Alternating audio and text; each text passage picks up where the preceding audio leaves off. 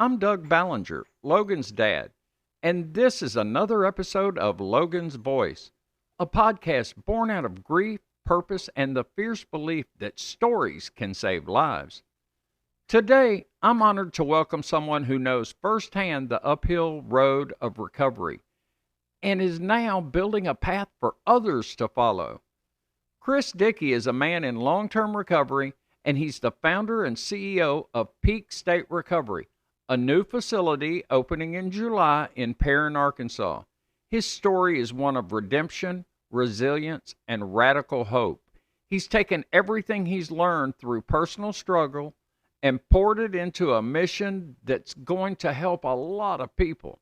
In this episode, we'll talk about the real recovery, how it looks, and what Arkansas needs most right now in this fight against fentanyl and addiction, and how facilities like Peak State Recovery are changing the game from the inside out. Let's get into it.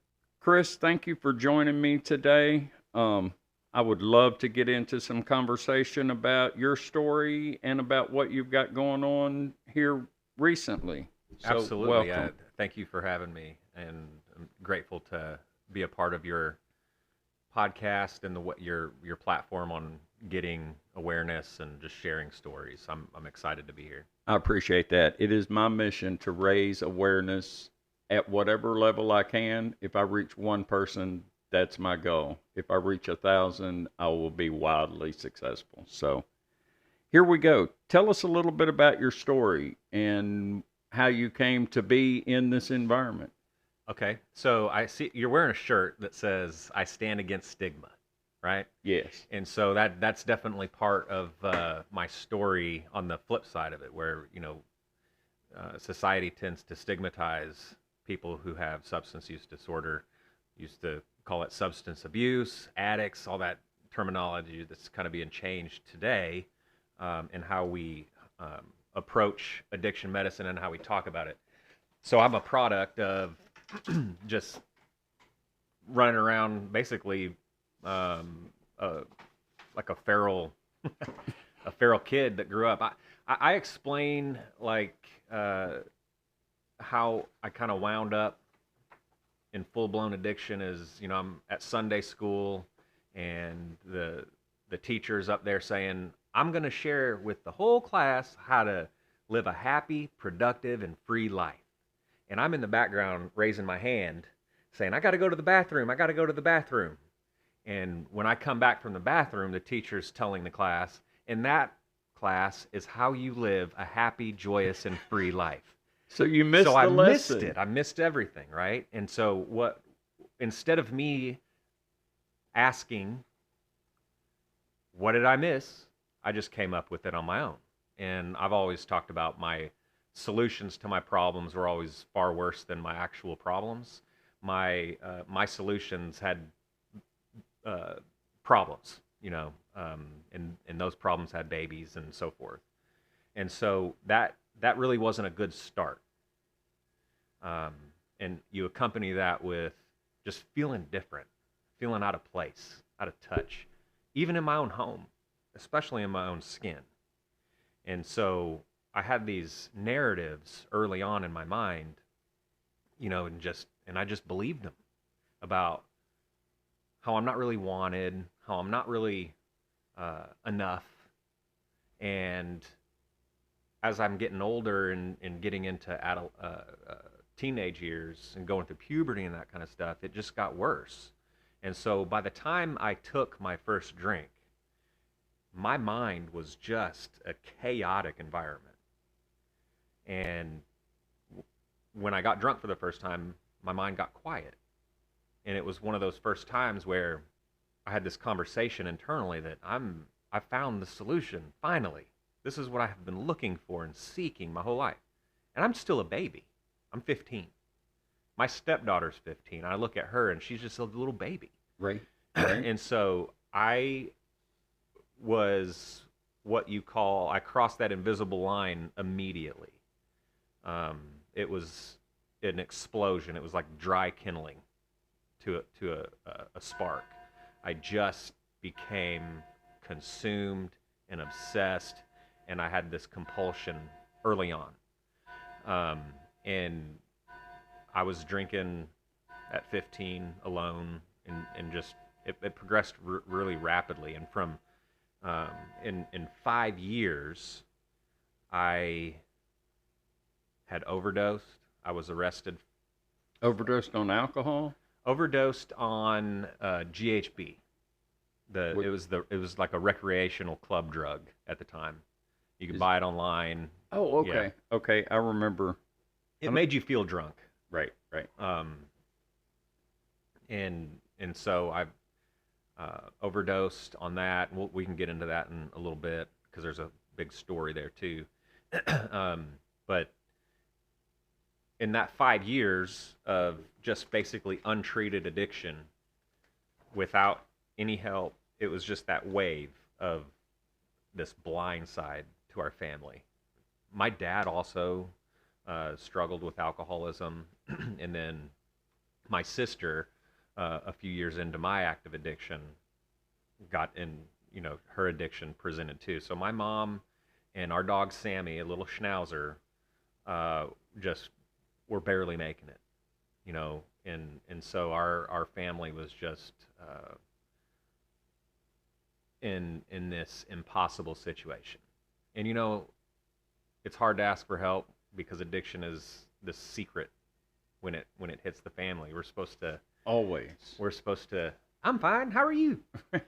Everything's good. A trained response. Exactly. And so we just again tried to fix this impossible problem on our own, and that doesn't work. So I finally went to treatment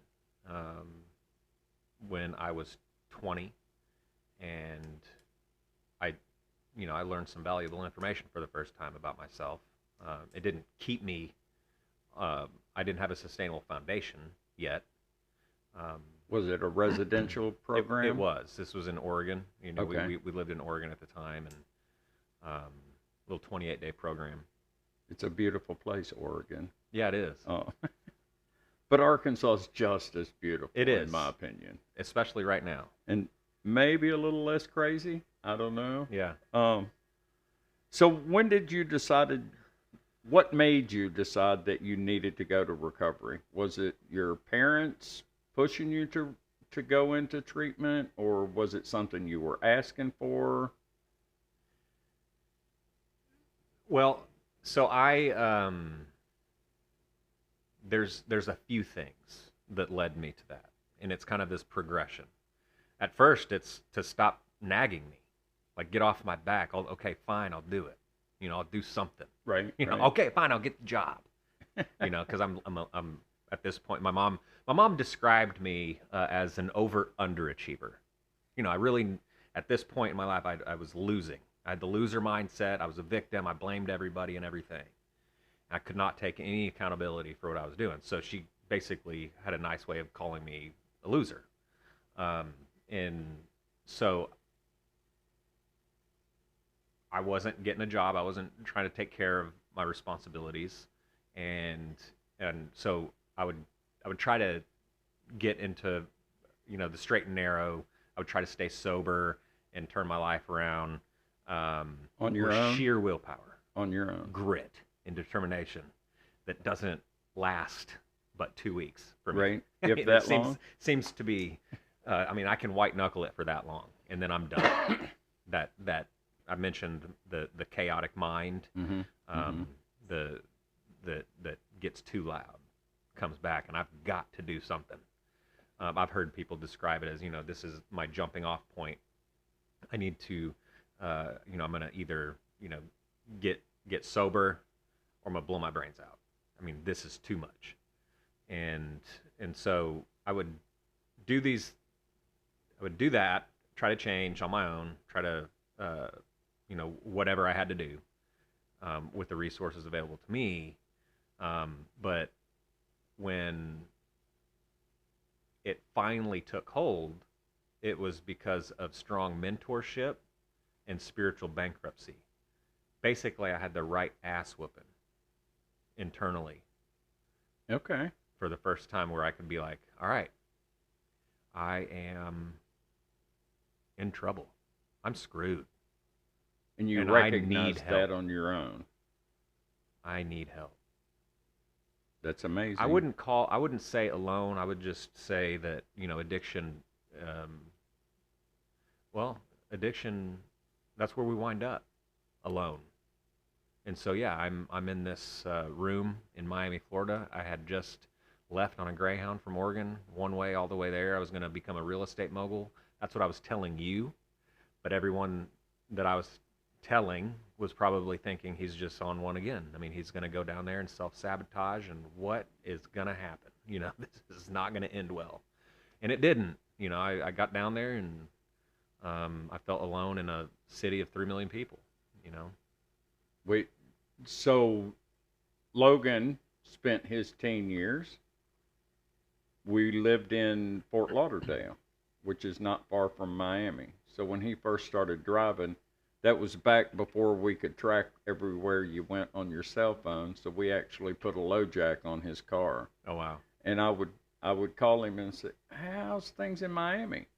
He's like, "How do you know I'm in Miami?" I said, "I got people that can see you down there, so Did he ever connect that? scoot on back home." He never knew there was a low jack on the car. He just thought you were kind of like in touch with the universe somehow. He did. The dad, there's a funny story because when he was really small, we were sitting at Mexico Chiquita in North Little Rock back when it was a place to go with great salsa. And there were TVs everywhere. And there was one behind him and apparently one behind me. And I was telling him what was on the TV. And he got up and went and pulled my hair back thinking I had a dad eye in the back of my head that I could see everything. That's funny. Yeah, so, yes, he thought that I had eyes on him everywhere. But I did have a lot of friends down there that so it could was have somewhat told believable, me. right? It was somewhat believable. So now here you are in Miami, struggling, alone, in one of the fastest paced environments in the world, where drugs are everywhere. South Beach. Oh, yeah. What was I thinking, right? This is the delusion that I'm living under. I'm going to go down there and I'm going to turn my life around. Never been there before, but I get on a Greyhound one way and I'm going to go do something. I think homeless people had more money than me and access to resources. In Miami, I'm absolutely sure of it. They've got their cell phones out and they're talking, and I didn't have anything. So what'd you do next? I called my mom. Said, "Get me home." Yeah. and she gave me a gift. It didn't feel like a gift at the time, but I'm sitting at this hotel room and I call her and I say, "Hey, you're right. I made a mistake. I blew my life up again." And she's back in Oregon, and she says, "Son, I love you very much, but I cannot be on this roller coaster ride with you anymore. The answer is no. You cannot come back here and live with me." And I was just dumbfounded, floored. How old were you at the time? I was 25. 25. 24, 25.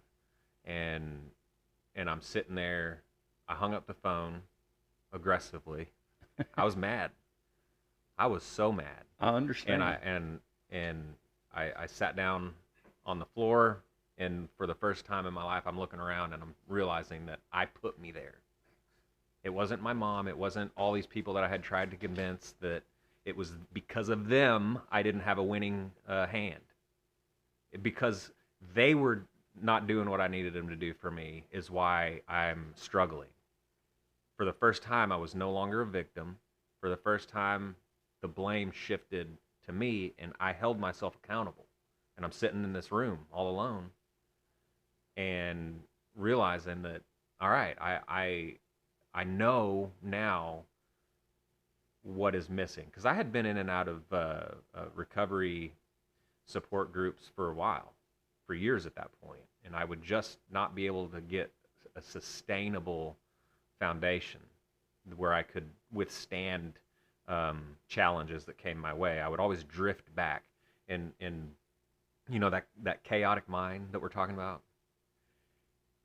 If I'm not maintaining a certain level of balance in my life, it starts to get louder and louder and louder and louder.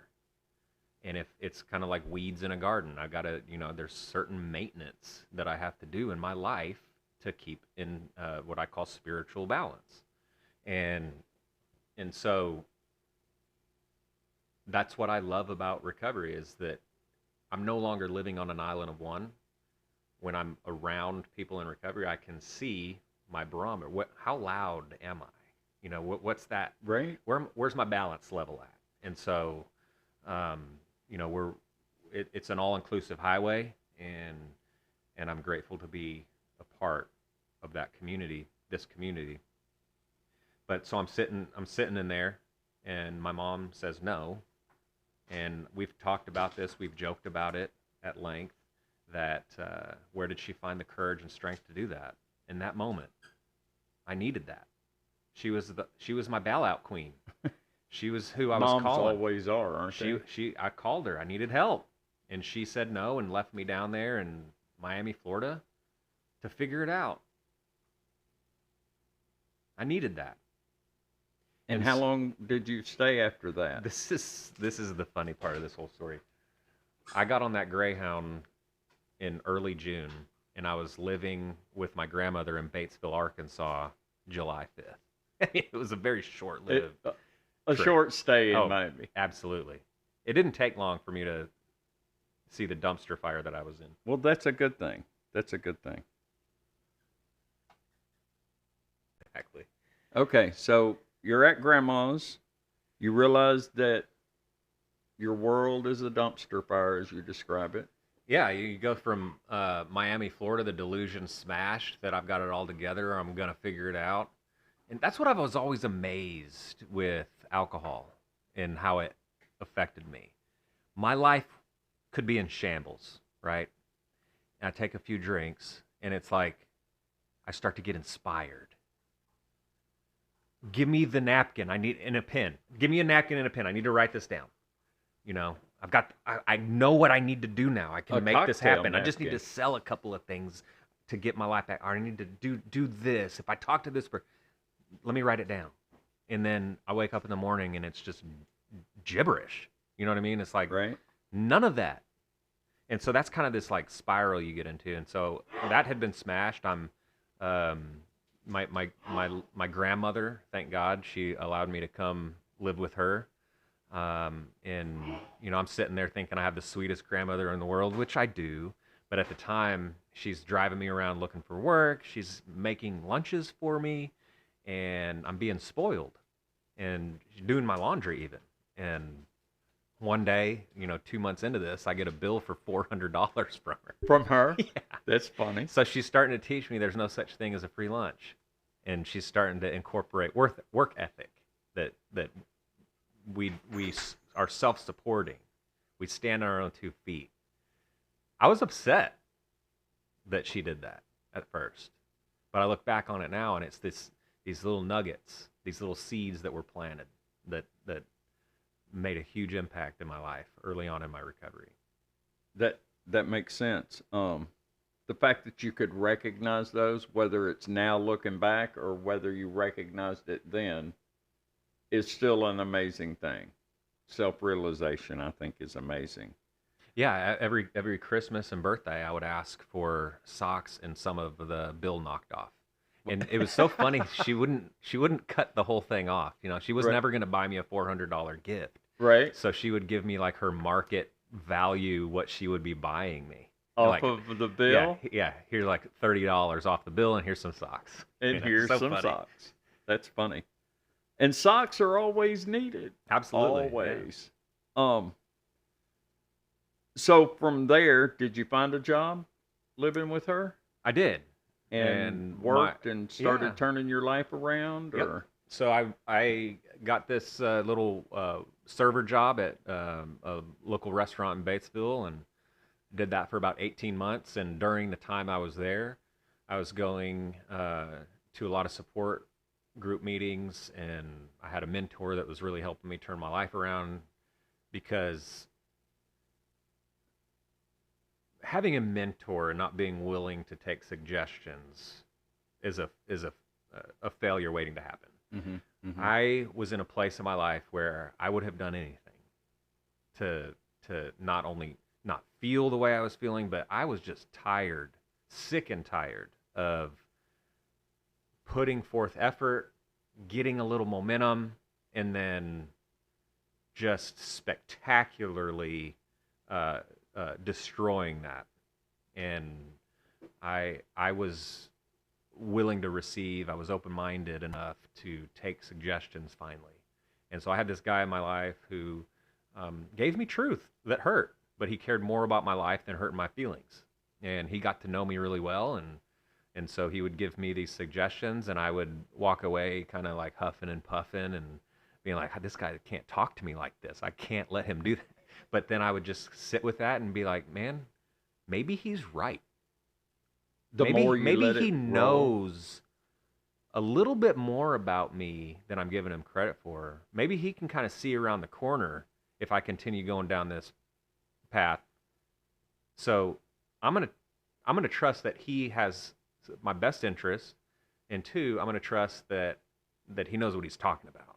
And so then once I started building that kind of relationship of transparency and vulnerability with another person, it's kind of like an accelerant to a better way to live. Was he in recovery as well? He was. Okay.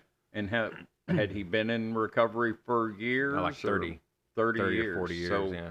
He was an old man at that point, and Yep. he kind of knew the ropes. Yeah, he had been at one point the largest private chicken grower in Arkansas. Nice. And so here I am building this relationship with this man who really loved me back to wellness and health and all That's the what good it things. takes sometimes. Yeah. And I think just a human connection with somebody who gets you, I think that is incredibly important for people in recovery. Yeah. And like at Hope Movement, we tend to the needs of the children that are left behind. So when someone dies from overdose or fentanyl poisoning, there's so many times children, other family members too, that are left behind. And there are studies that show if just one person will be there on a consistent basis for a child, that it could turn a corner for them and help them realize that they're not in that battle alone. Mm-hmm. So I think, the whole You Are Not Alone program that we have, and that is so important in the recovery world. Absolutely. It's fantastic. So from that point on, from Batesville on, have you been sober? Mm-hmm. And that's a great thing. It's kind of, it is. How many years ago was humbling. that? It's humbling to think how much time has passed. Because prior to getting 17 and a half years, but prior to that, Wonderful. I mean, I had made some pretty good strides. I mean, I had 18 months, 2 years at one point. And so from 20 to 25, I was basically in recovery for the majority of that, with just some spectacular relapses. So tell us a little about a relapse. What is a relapse to you? And was it always alcohol, or were there other where I always ended up. involved? It's where I always ended up. With alcohol. Yes. It was your friend at that point. But it didn't start that way. I Okay. mean, a relapse starts way before picking up and whatever doing whatever you're going to do. Is, right? It could be a little secret. It could be someone hurting my feelings and I don't process it right. I mean, just a little bit is all it needs to take a foothold and grow into something bigger. And what I see in my own life and then in the masses is isolation takes over. I'm not doing that maintenance stuff, and all of a sudden I've got a garden full of weeds. And I don't know why some people can look at that weed, all those weeds, and be like, all right, I need help. I'm going to go find someone to help me pull these things out. Mm-hmm. Versus, screw this. I'm overwhelmed with seeing that. I'm going to go back to what's familiar. I don't know that intersection. Some people just can find a way out of that without going the whole, relapse route. And then some people just are committed to that cycle. They can't do it. But what I do know is if I look at it kind of like cancer. If someone goes into remission and then cancer is removed, when it comes back, that would be considered a relapse. There's been Right. a lot of amendment and change in that. If if I'm not changing, I'm just drinking again or I'm using again. That's not really a relapse to me. If I've, you know, not used for 6 months, 9 months, and I'm just kind of like still out there. I hadn't really. It's not really in remission. I'm just kind of white knuckling it. I haven't made some certain changes in my life. I'm just using again. It's just been sitting in waiting to for a vulnerability. Okay. And there's been a lot of times where I didn't relapse. I just started using again.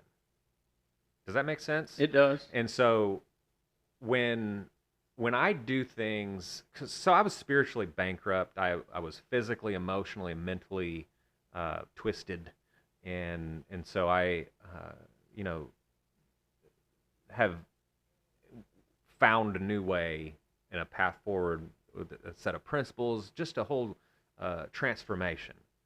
Today it'd be considered a relapse for me because it's been in remission. It's been removed.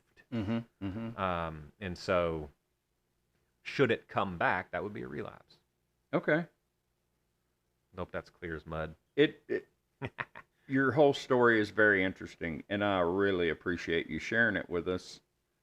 I'd like to talk a little bit about what you did or what you are doing for the community in the power that you have now in the recovery world. As an advocate or as Advocate, a recovery centers, person that's leading in a recovery center, all of it?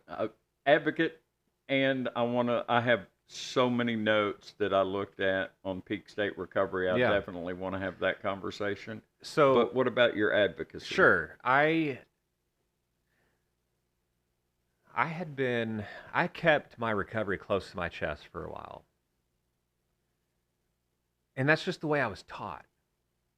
It wasn't anything that I was doing because I didn't want to share it. I mean, I like sharing my successes and achievements and what I'm doing in my life. I was I had a career goal to become a chancellor or president of a 2-year community college, and so that's what I was doing. I was involved with higher education. I, was getting credentialed. I was making the right connections and relationships in that industry, and doing really well. And I was also starting this, like, I was in this little, I guess the way to say it is I was in this bubble in recovery. And when we started seeing the uptick in overdoses and uptick in this kind of addiction crisis that was starting to become, it was spilling out into mainstream. It wasn't just those people struggle with that.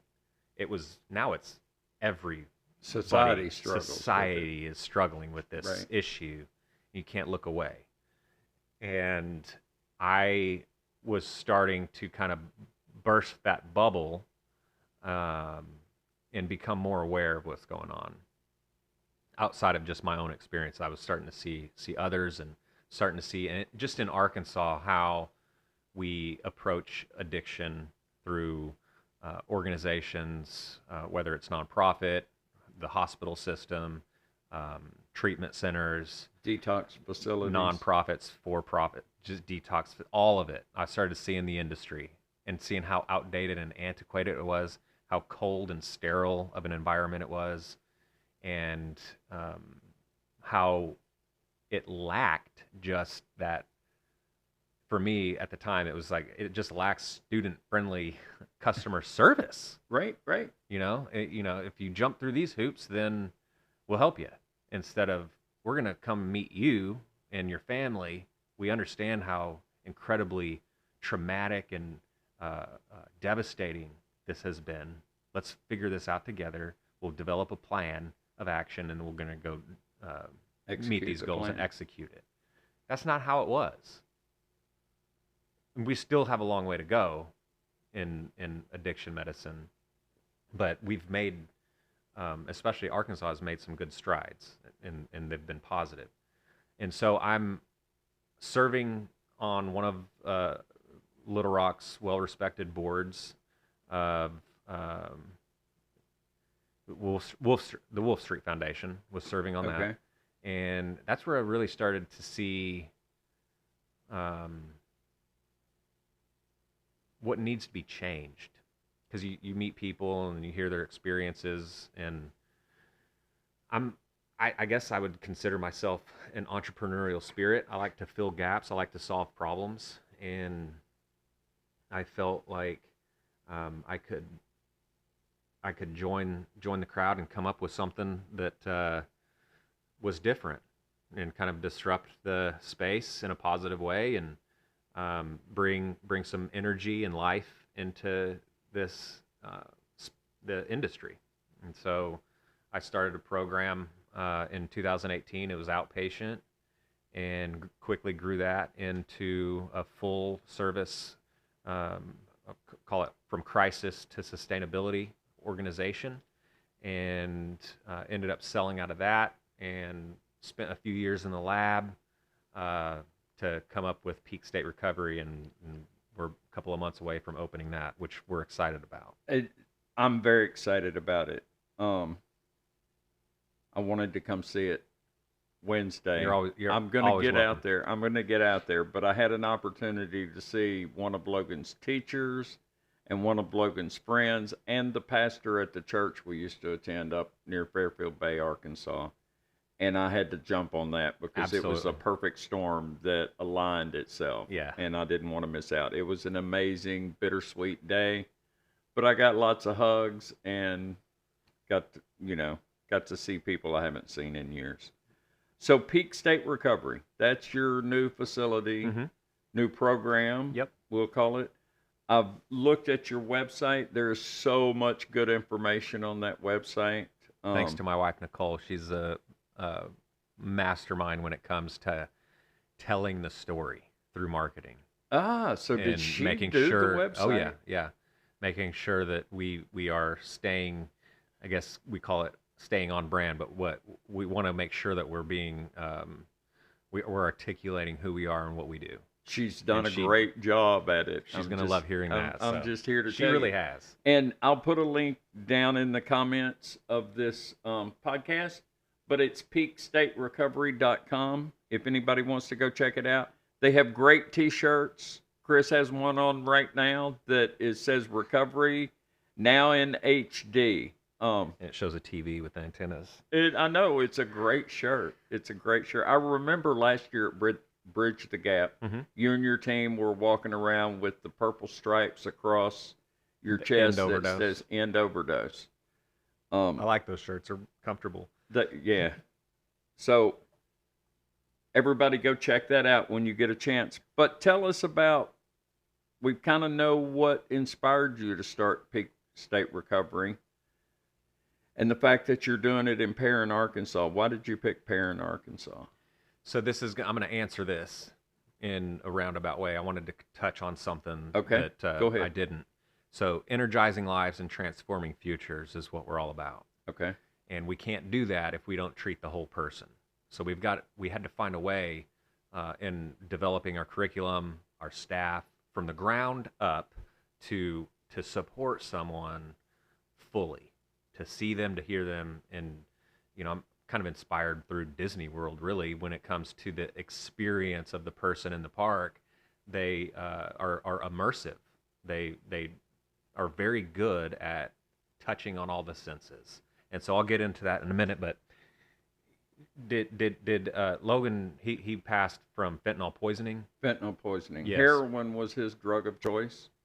And after Mother's Day, he had, his mom died in January of 2020. And he had maintained sobriety for most of the time up to Mother's Day. with a few times that he was using. And I talked to him every day. And Mother's Day weekend hit him really hard. It was the first Mother's Day without his mom, and they were pretty close.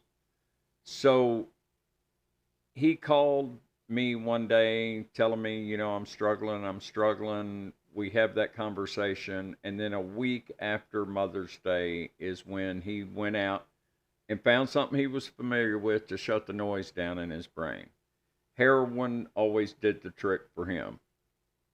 And there was no heroin in what he bought that time. It was fentanyl, cocaine, and xylazine. And xylazine being a non-opioid, there's no way to Narcan your way back out of that situation. I didn't know the xylazine was there for 4.5 years. Just as I Wow. was writing the book, Logan's Story, is when I was doing research and I actually got my hands on a toxicology report that showed the xylazine was in there. So I immediately started looking it up, and I called Stacy and started talking to her about it. And she told me what it was and how it was showing up and that kind of thing. Before Logan died, I didn't know how to spell fentanyl. I didn't know Hmm. what fentanyl Yeah. was. I just knew that there was a drug out there killing And people. back in 2020, it still hadn't been fully part of our consciousness in a Yes. society. Yes, I wish it was even more consciousness in our consciousness now, but it's still not enough. People that have been affected are well aware of the situation. People that have not been affected, it's like rolling the dice whether we can get the word out there enough to them to Yeah. get them to understand, which is why I put the book out, which is why I participate with Hope Movement.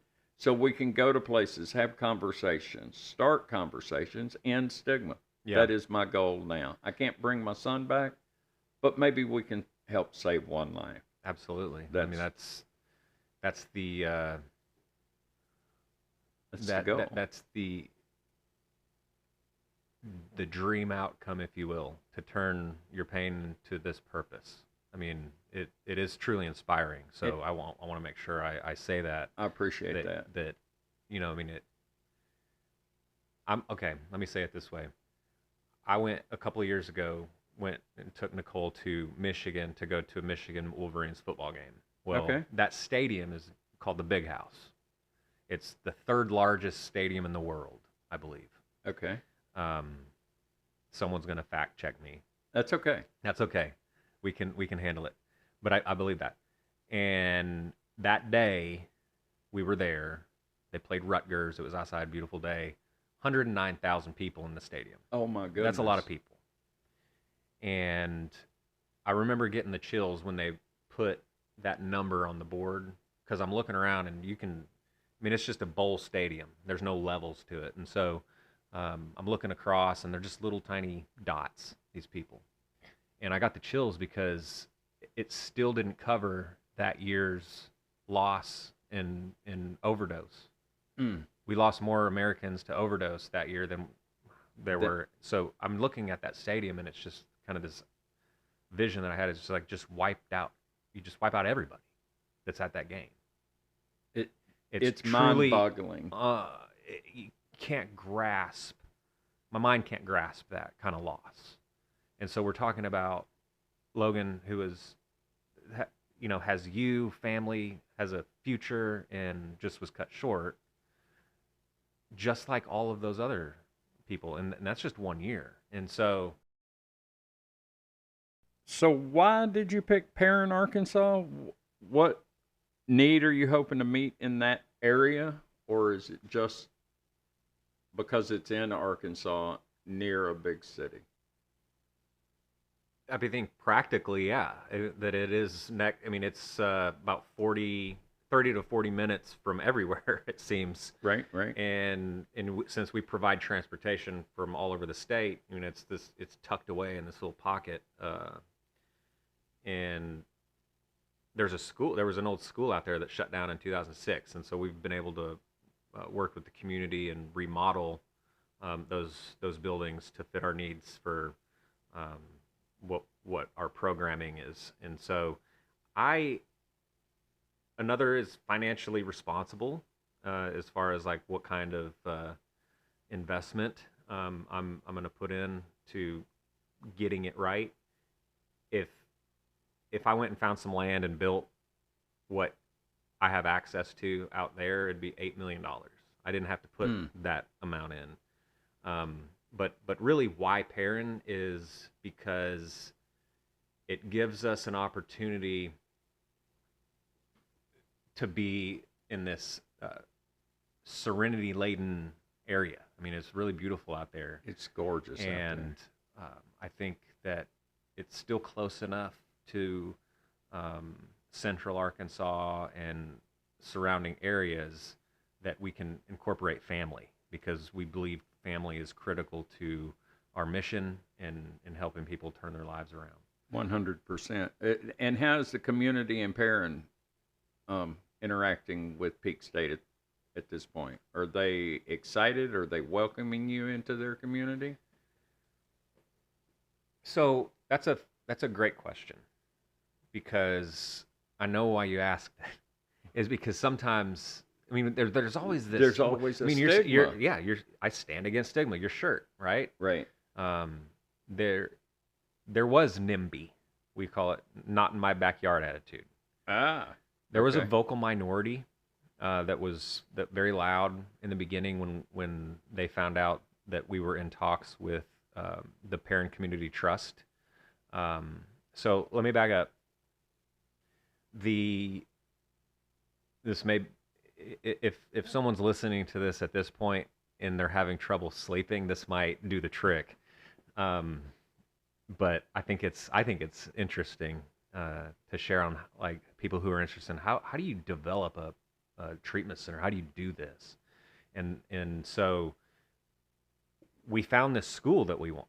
Like, they weren't interested in selling it, and so we had to work with the Paron Community Trust, which was established by the community to control that property. In 2006, when it was shut down, it got consolidated into the Bryant School District. And Bryant School District didn't have a need for that property, and so they leased it to the Paron community to do what they wanted with, so long as they met certain criterion. And there's use cases for it. And so the Paron community tried to do like a charter school. They tried to do some other things, and it just didn't ever work out the way that they had envisioned. And so Bryant finally gifted it to them, so long as they kept this board called the Paron Community Trust. Well, I've got to get the board to vote for a treatment center when there's a vocal minority that's being really loud on social media and coming to these town halls. And so one of the first things I did was, yes, do that. We need to do a town hall so I can meet with the community face to face and answer questions and concerns that they have. So this misinformation that's being spread, we can just put an end to it. And so we did that. And when you asked how's the community for the most part was receptive. They want us very sentimental to that school. I mean, that's what's out there. And so it served the community in a positive way for lots of years. And so there was a couple people in the meeting that, were upset and let me know it. But like I said, for the most part, people were supportive and just happy to see that the school was being used. And so we've developed a plan that there's one building that can remain part of the community center, so they can have the different kinds of functions, and then I control the rest. And when we share the space, that is the gym. Okay. And then I control the rest. So. Okay. And have you picked an opening date or a time frame? We are trying our best to be open July 1st. Okay. I saw something on Facebook recently where you were looking for people to come and help. Yeah. Put together furniture. Yeah. We have a lot of it. quickly pulled up my calendar, and we are out of town that Lucky weekend. you. So I was like, can we cancel our trip? No, And so, we'll get it done, and it's just another way for people to be a part of it. We want to bring in the community whenever we can, and so by doing so, people that are participate on that day can take that with them and say, hey, we helped build something great. We played a part in helping turn people's lives around. I think that's what it's a all wonderful about. thing.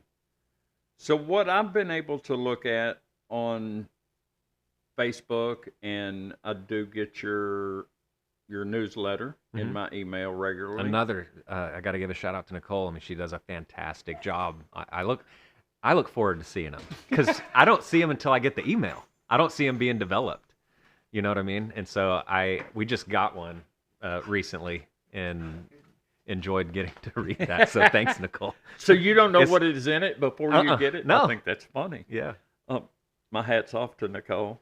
I think was she at Bridge the Gap last year? I think you met her briefly. And I know it was chaotic at the time. You're doing an interview, and my mind obviously is just, it's a day that's heavy. It is heavy. And so yeah. But it's a fabulous day. Hopefully this year I will be a little less confused about what's going on. It was my first year as a board member last year, and I'd gone have a little bit of experience now. I have gone through a couple of years before that as just a grieving parent in the audience. And I got to tell you, had I not found Stacey James and Hope Movement Coalition, I was looking for ways to off-planet myself. Yeah. And she hugged me on that bridge at one of the events, the first one I went to, and she hugged the life back into me. And that's amazing. She did remind me to tell you how much she loves you and how much she appreciates everything. Yeah, because we started that. Doing. We did the first one together. Right. Yeah. Right. I'm just grateful and humbled that you guys continue to carry that forward. And yesterday we actually received were awarded the Greater Little Rock Chamber Community Impact Award. Congratulations. That's great. That was a fabulous thing. It was a great event. It was just fabulous. So now you're working on building out, modifying the building so that it accommodates. I noticed one of the things, and I don't know whether it was on Facebook or where it was that I read it, that you're looking at not having fluorescent lights and clinical environment, that it's going to be a more homey environment. Tell me a little bit about that. Yeah, we believe that's important to our mission and vision that contributes to our overall brand. We don't want it to be cold and sterile. We don't want it to be, where you can hear the buzz of the fluorescent light, and it's flickering. Right. Let me back up just one moment. Sure. There's the detox, and it's medical detox. Is that correct? Mm-hmm. Okay. And then people can go straight from there into the residential program. So there's kind of two different sides to it, detox and residential. Yeah. So both of them will have that homey feel to them, that comfortable environment, and not a bunch of gray metal furniture that got handed down from a military camp or something. Oh gosh. So many hospitals, and my back hurts just thinking about that. I know it. Yeah, so we designed and developed this with all kinds of different voices and backgrounds. I'm obviously in recovery and have been to treatment. We've also consulted with people who have been to multiple organizations, and then I think it's important to include people who haven't been, that just understand the human element. Just understand what do we need to do to show up for people, and that, I'm telling you, is lost on a lot of these organizations that are operating in this space. I mean, it comes down to, it's in the details, and lighting is one of them. To bring warm lighting is something that can relax somebody Absolutely. and set them at ease. Uh, Music, sound, we all kinds we of we have things. we've created our own aromas that are specific to each building, and so that's going to be you're going to smell that when you walk into the room. Wow. Yeah, we've really put a lot of thought and effort. When I said I was in the lab for a few years, as an executive in my former and founder in my former one, I wasn't in I wasn't in control as much as I had wanted to be, and so there were some limitations that I had with carrying forth my vision from the first one. And so when I was in the lab, I was like, what? How can I take what worked and what I didn't get a chance to incorporate into peak state recovery? And one of the major differences is personal empowerment. I think a lot of times when people enter recovery, they're just beaten down by the narrative that they are always going to be in a powerless state. And I just don't believe that. I think that recovery is all about having a new outlook, a new lease on life. We get a blank canvas to create, to come back from. And I'm on my 10th second chance is what I call it. If I ever had a book, that's what it would be called, 10th 10 second second chance. chance. I like that. And so someone sat me down and said, your past doesn't equal your future. And Absolutely. we are a warm and inviting community that you get to be a part of, but we're all about action. We do what we say we're going to do. And so incorporating that into our curriculum and having people learn how to stand on their own 2 feet is through personal empowerment is something that is going to make a big impact with the sustainability. Because when someone leaves, they're going to have footing. A lot of times people are terrified to leave treatment. Why? Why are they terrified? Because they don't know what to expect. So, but with us, we've set these expectations. We've helped them kind of build that plan to be able to navigate what's next. And you know, they're going to know when they leave that they're still connected to us. We're not just cutting them loose. And I think that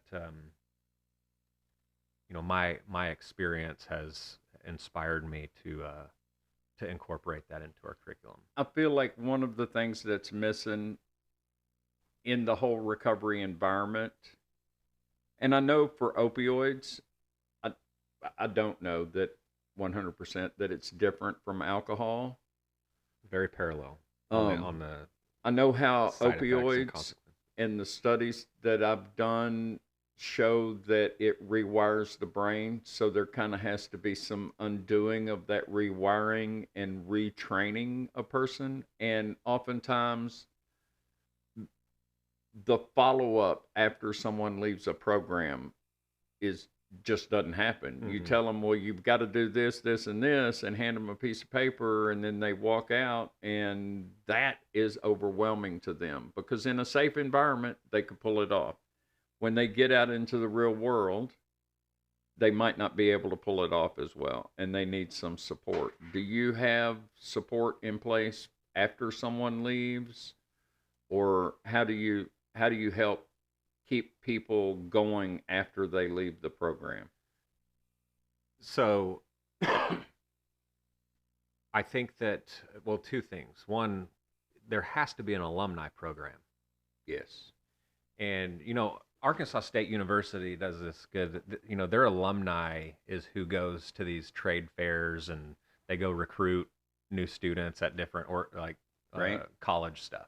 I think that's a great thing that, and maybe, Arkansas State's genius in the fact they don't have to pay like these recruiters. They just have the alumni go out to these. I think they still do that. They did when I was in higher education. But another thing to that is, I kind of took from my work in higher education to peak state recovery in my former facility is that I know how hard and overwhelming it can be just to fill out the financial aid form. I mean, it is not a friendly application. There's a lot of things that are confusing, and it is quickly overwhelming. And so you have a student or a person who wants to achieve a credential and graduate so they can go on and find some upward mobility. But there's these barriers to access, right? And so I wanted to remove as many of those as we possibly could, or make them less overwhelming with Peak State Recovery and how we get people in. And I promise you, it's we're going to come find you, and we're going to get and start stepping with you. The same way it was done for me, and millions of other people, that we're going to support you, we're going to sustain you, and we're going to encourage you every step of the way. When you leave, we will be developing an alumni program that is very interactive, and we believe motion creates emotion, right? Absolutely. And like you said with our shirts, we built these not only to sell them to support scholarship fund for Peak State for people who are underinsured or don't have enough money or funds to get in and find help, but because they're cool. And they start conversations. They help start conversations. Peak State's a movement. Peak State is, we're medical and we're clinical, but we're so much more than that.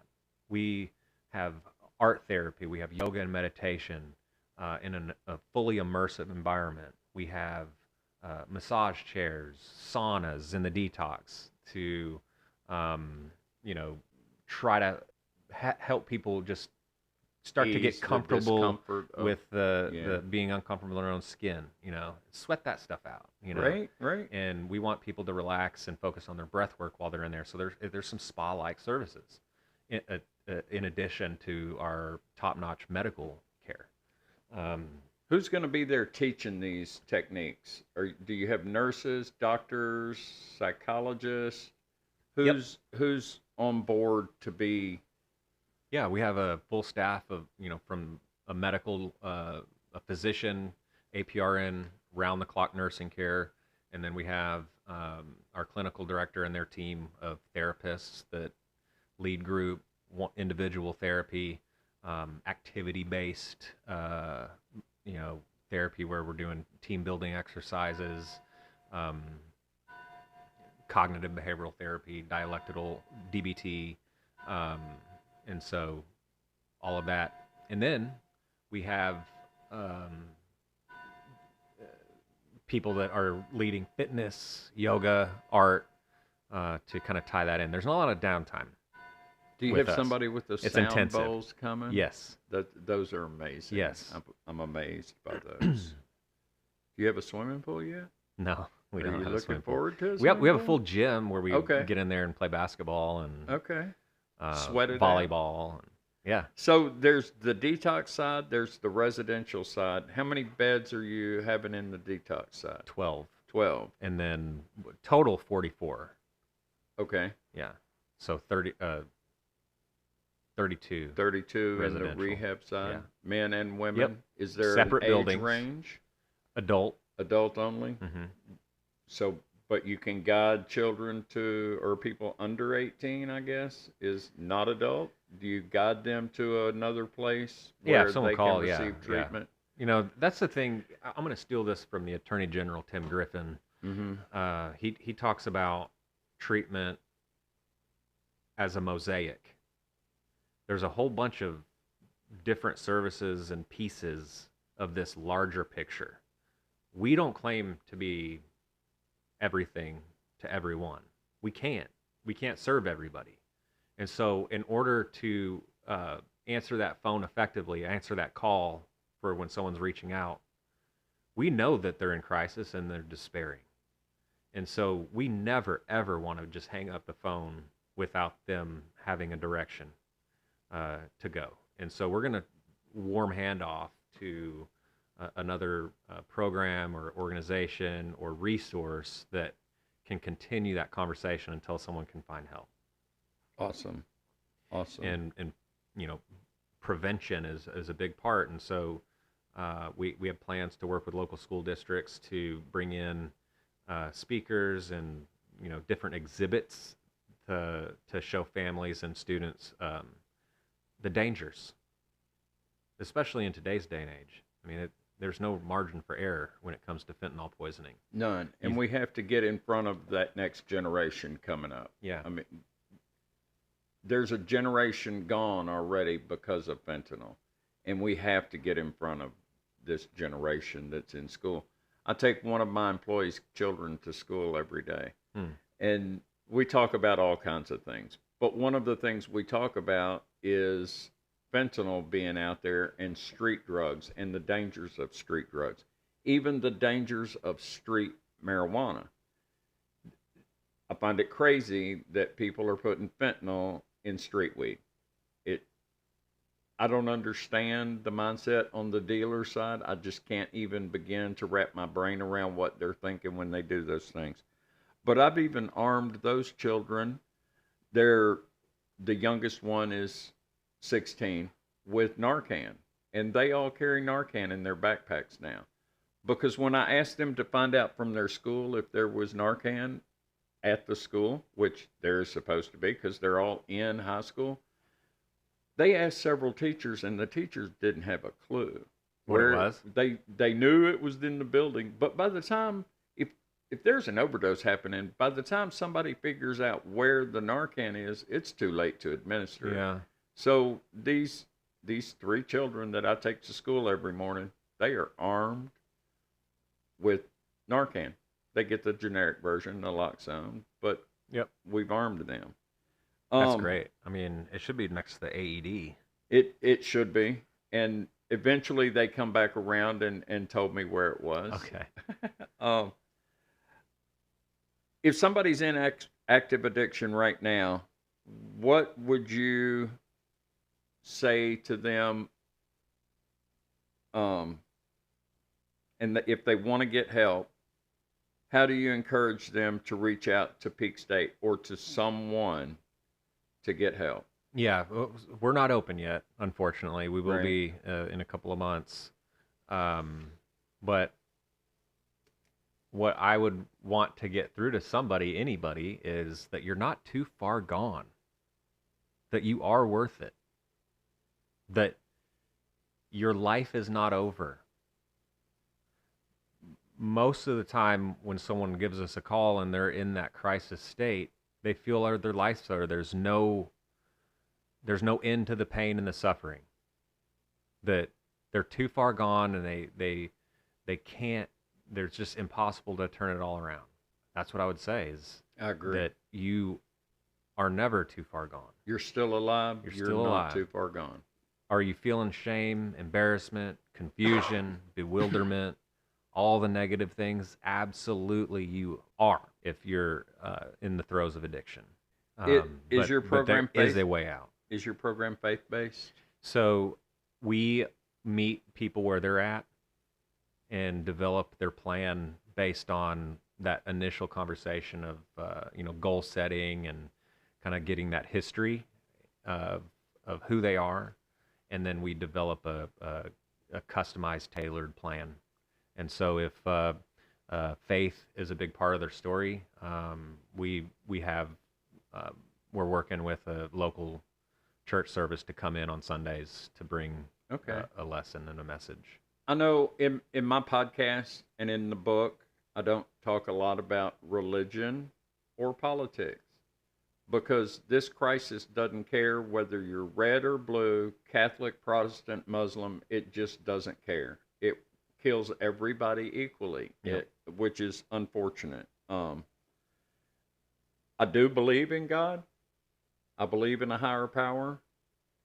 Sometimes religion and religious organizations get in the way of true healing and understanding what I believe is the true meaning of God is just love, and that we should love one another indiscriminately, basically. Yeah. If there was more of that, there would be less wars and less fentanyl and less a lot of things. But that's a whole different topic. Faith-based programs are a lot of times forced to be the first line of defense. Yes. And they shouldn't be. They shouldn't be. part of what kept Logan from going to the program that he was going to go to, and it's near Fort Smith, is that it was faith based. And as he told me, I don't want God shoved down my throat. And that's what they're going to do. They're going to turn me into a Bible thumper.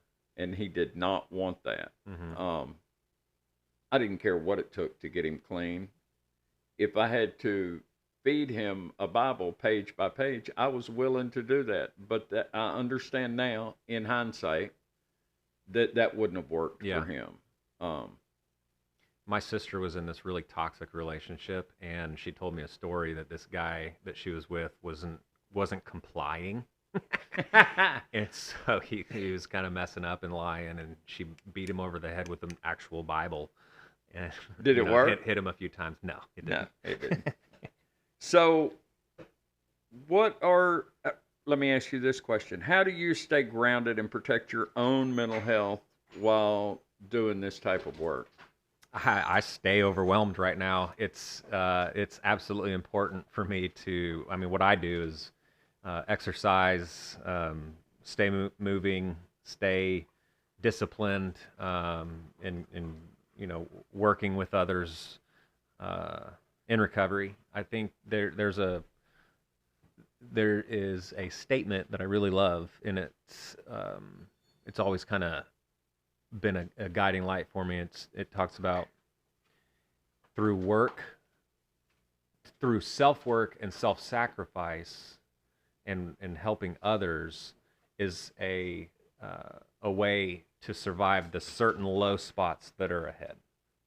It doesn't say if there's going to be a low spot. It says there will be. And there always. And how do you ensure to be able to handle those things effectively? It's through self-sacrifice, working with others, and being disciplined with what we talked about earlier about being balanced. Mm-hmm. Mm-hmm. What are your hopes for Peak State Recovery in the next year? I want it to be the place where the community at large respects and trusts to send their loved ones, knowing that in this hard time that we talk about being blindsided by addiction, that we're that trusted resource. I hope that I get to see people's lives transformed.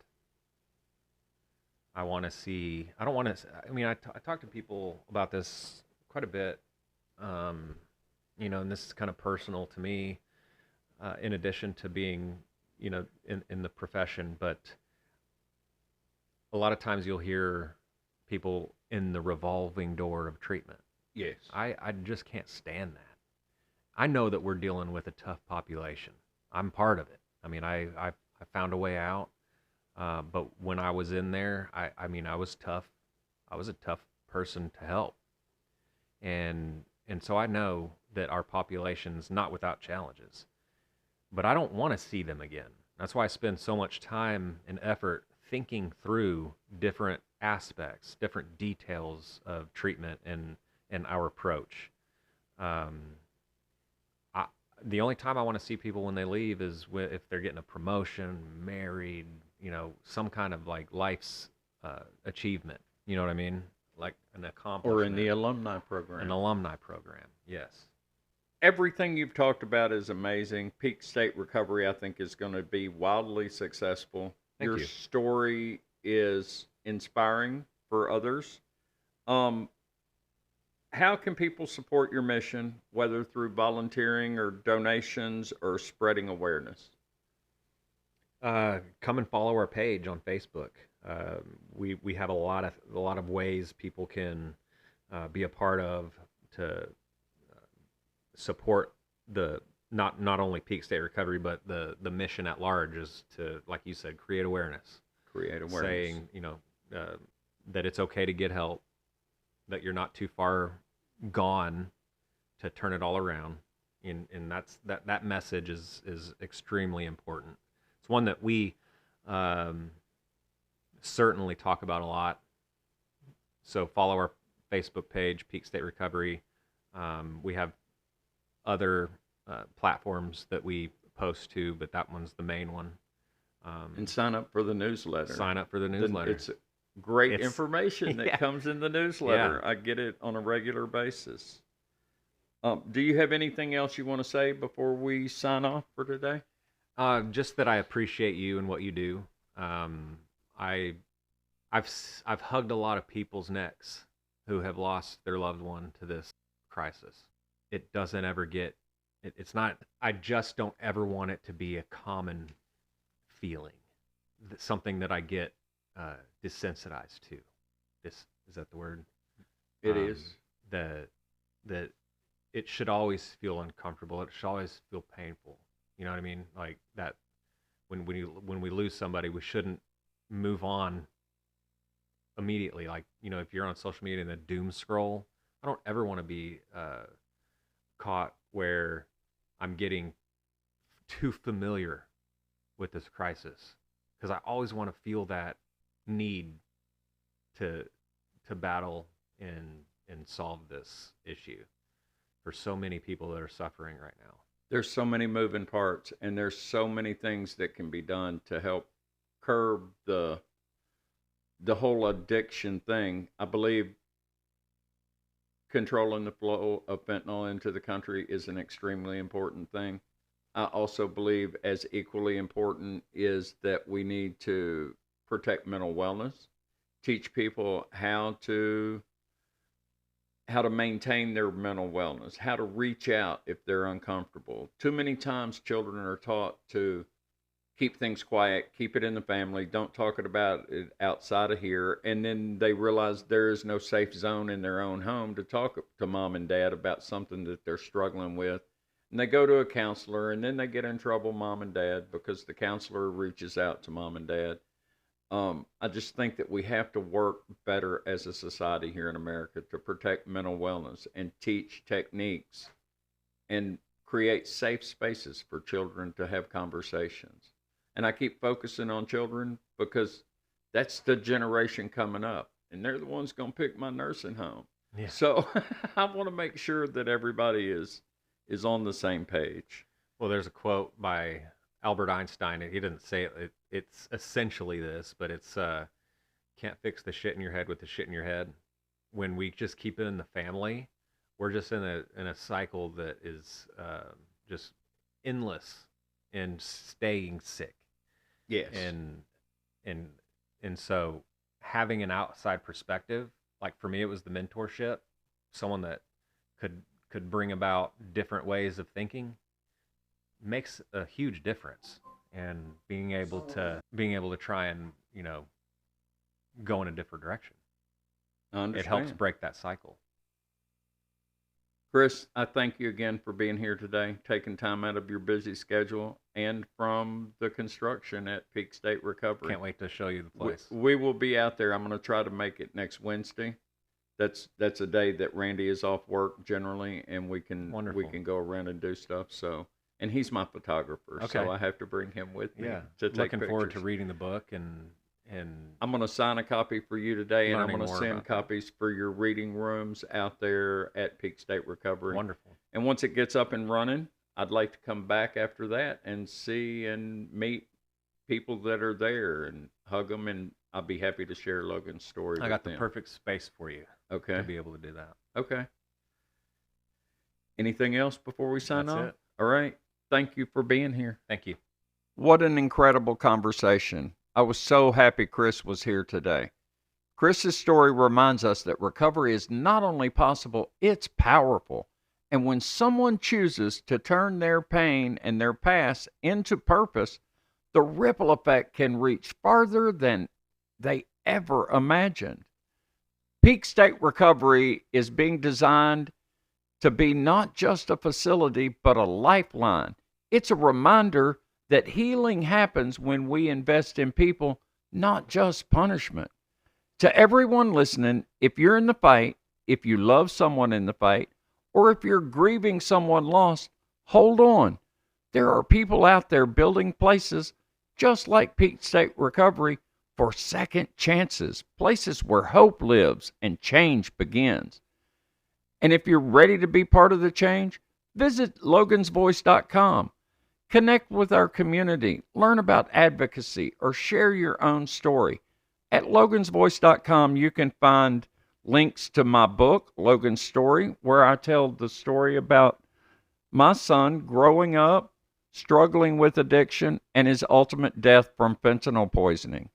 There's also Logan's Swag Shop connections on the website and links to my podcast on all the major podcast platforms. Until next time, I'm Doug Ballinger, Logan's dad, reminding you that even in the darkest moments, your voice matters. I am Logan's voice. I am Logan's dad, and I will not be silent any longer.